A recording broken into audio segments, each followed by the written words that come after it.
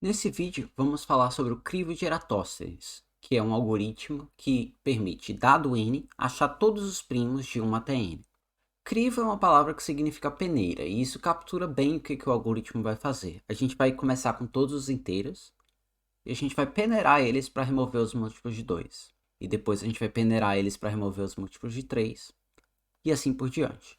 Vai ficar claro fazendo um exemplo aqui. Eu escolhi n como sendo 112. Então, a gente vai achar todos os números primos menores ou iguais a 112. Bom, então eu escrevi todos os números de 2 até n, e aí o primeiro número da lista eu declaro que ele é primo. Só porque ele sobreviveu até agora, ele é primo. E agora eu vou deletar todos os múltiplos dele. Então, eu vou deletar o 4, o 6, o 8, o 10, o 12, o 14, o 16 e todos os outros números pares.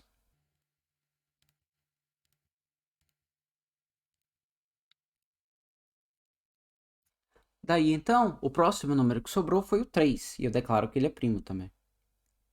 E eu deleto todos os múltiplos de 3. Então, eu vou deletar aqui o 9, eu vou deletar o 15, eu vou deletar o 21 e assim por diante.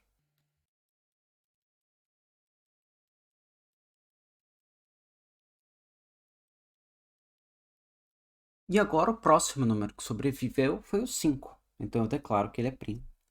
E deleto todos os múltiplos de 5.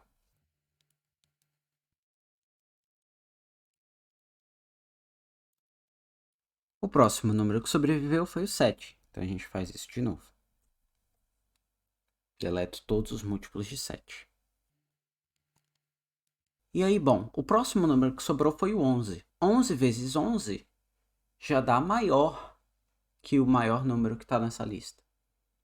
Então eu afirmo que todo número que sobrou nessa lista é primo, porque a gente cortou todos os múltiplos de 2, todos os múltiplos de 3, todos os múltiplos de 5 e todos os múltiplos de 7. Se o número fosse composto, ele teria que ter todos os seus fatores primos maiores ou iguais a 11. Pelo mesmo argumento que a gente viu no vídeo passado, então se o número é composto, ele tem pelo menos 2 fatores primos, ambos maiores ou iguais a 11, ele seria maior que 121, e portanto ele seria maior que o n que a gente escolheu inicialmente. Então não sobrou nenhum número composto nessa lista, e a gente nunca eliminou nenhum número primo, a gente só eliminava múltiplos não triviais de coisas da lista. Então a gente calculou todos os números primos de 1 até 112, e eles são esses daí. Então, esse é o algoritmo em pseudocódigo. A gente começa com um array de tamanho m mais 1, ou seja, índices de 0 até m, inclusive. Tudo inicializado com verdadeiro. E aí a gente marca E'0 e E'1 como sendo falso. Depois, para cada i de 2 até raiz de m, se o número i for primo, segundo esse array que a gente está calculando, a gente marca todos os múltiplos de i entre i quadrado e m como não primos. M não precisa ser múltiplo de i necessariamente.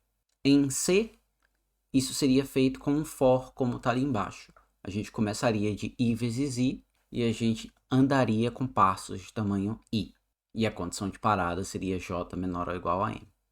Note que aquele i vezes i não dá overflow, porque o nosso loop do i ele para no raiz de m. Então a gente sabe que o j é no máximo m. Então, para a gente provar que esse algoritmo funciona, a gente vai usar muitas das mesmas ideias que a gente fez para o algoritmo ingênuo de faturação. A primeira observação que a gente já fez é que o algoritmo nunca marca E'(j) como sendo falso para números primos, porque ele só marca múltiplos não triviais de i na iésima iteração daquele loop para. Agora, se você tem um número n menor ou igual que m que é composto, considera aí o menor fator primo de n.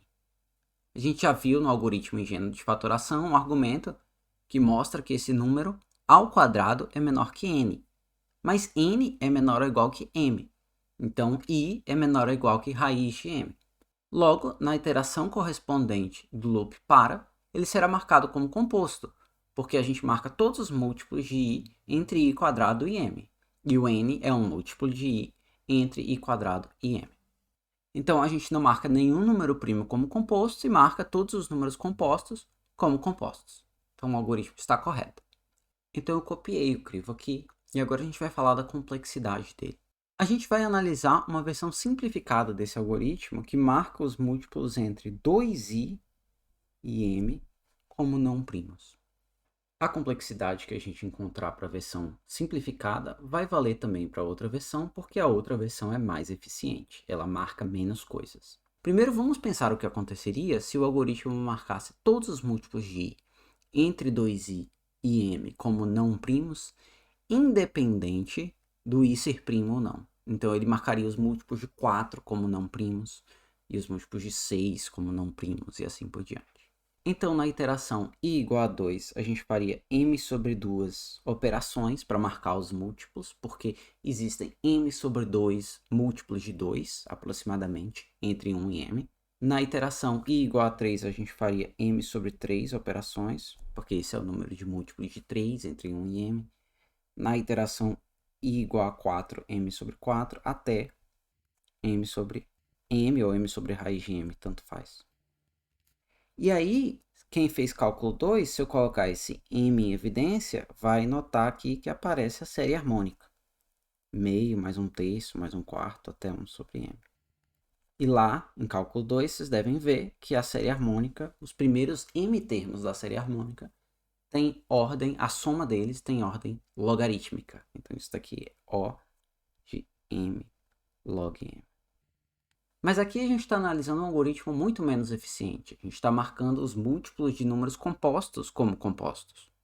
Não é necessário fazer isso. A gente já viu que esse algoritmo aí acima está correto. Então, o que a gente está interessado é em calcular a soma m sobre 2 mais m sobre 3 mais m sobre 5 mais m sobre 7 e assim vai. Para calcular essa soma, a gente vai ter que saber algumas propriedades de números primos. Seja π de x o número de primos no intervalo 1 até x. É possível mostrar que existe uma constante c positiva, tal que o número de primos no intervalo de 1 até x é no máximo essa constante vezes x sobre ln de x. Na verdade, um dos grandes resultados da matemática moderna é o teorema dos números primos, que diz que π de x é assintótico a x sobre ln de x. Ou seja, que essa coisa é verdade para todo c maior que 1, se você tomar x suficientemente grande. Bom, mas isso não vem ao caso. O que vem ao caso é que se a gente denota por Pn o enésimo primo, é possível usar esse resultado acima para mostrar que Pn é pelo menos uma constante pequena, c', vezes n vezes log de n, log na base e. Esses dois fatos eles não são difíceis de provar. Se vocês quiserem me perguntar depois, fiquem à vontade. Então eu apaguei o algoritmo porque eu vou usar aquele espaço para um fato depois.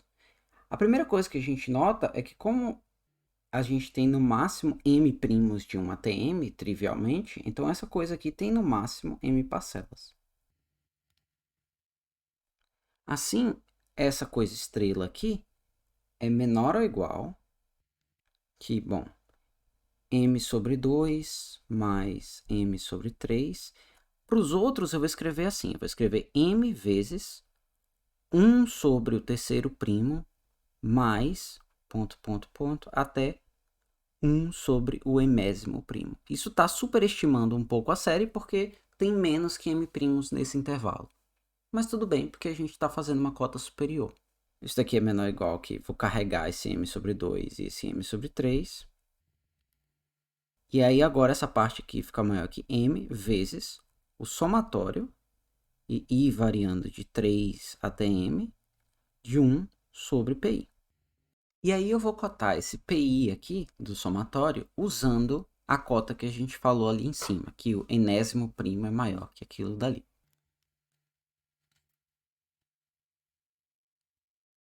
Finalmente eu vou mover esse c' para fora do somatório para ficar mais fácil de tratar esse somatório aqui. Ótimo, então agora a gente tem que cotar esse somatório de 1 sobre i vezes log i. Para isso, a gente vai olhar para o gráfico da função f de x igual a 1 sobre x ln de x. Ela é uma função que tem uma assíntota vertical no 1, mas mais importante que isso, ela é uma função decrescente para a gente. Então, se a gente olhar esses retângulos, um retângulo de base 1 que vai do 2 para o 3, que encosta no gráfico, depois outro de 3 para 4 que encosta no gráfico, as áreas desses retângulos são 1 sobre 3 ln de 3, 1 sobre 4 ln de 4, até 1 sobre m ln de m.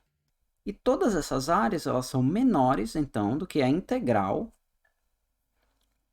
de 2 a m de 1 sobre x ln de x dx.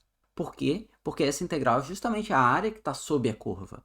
E os retângulos se encaixam sob a curva. E aí, fazendo a substituição u igual a ln de x, você conclui que essa integral dá ln de x. E, portanto, esse somatório aqui... Bom, esses termos m eles são de ordem menor. Eles vão ser englobados nesse osão de m, que é o m que está multiplicando a integral, vezes log de m, que é o valor da integral de 2 até m. Então, esse é o número de operações que o crivo faz para marcar apenas os múltiplos dos primos.